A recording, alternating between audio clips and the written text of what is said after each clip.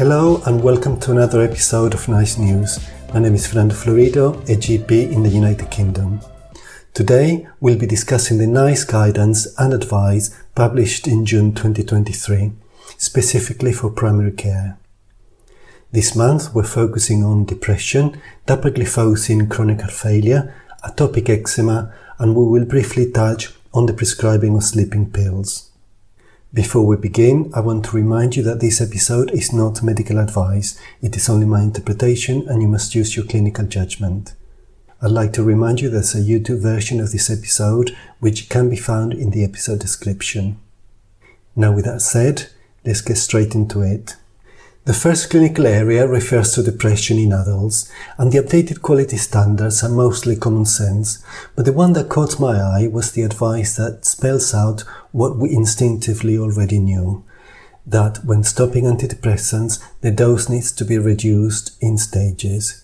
We should agree with the patient the speed and duration of the withdrawal and offer follow-up appointments to check both the withdrawal symptoms and the return of possible symptoms of depression, ensuring that withdrawal symptoms have resolved or are tolerable before making the next dose reduction. The next clinical area covers Dapagliflozin in heart failure. You may know that there's already guidance that recommends Dapagliflozin for chronic heart failure with reduced ejection fraction, but this update refers to heart failure with preserved or mildly reduced ejection fraction. Current treatment of heart failure with preserved ejection fraction is loop diuretics, which manage symptoms but do not reduce hospitalizations. However, Dapagliflozin in chronic heart failure with reduced ejection fraction reduces cardiovascular deaths and hospitalizations for heart failure.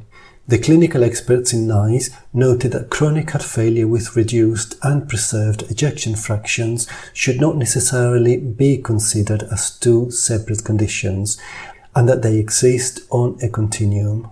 And therefore they concluded that when the preferred assumptions were incorporated, Dapagliflozin is cost-effective and therefore recommended for chronic heart failure with preserved ejection fraction too. The next update is in the management of atopic eczema in under 12s, and the main outcome of this update is that we should not offer emollient bath additives because evidence has shown that, although not harmful, they are not clinically or cost-effective. Emollient creams continue to be vital in helping manage eczema, but we need to be aware that there are warnings about fire hazards associated with build-up of emollient on clothing and bedding.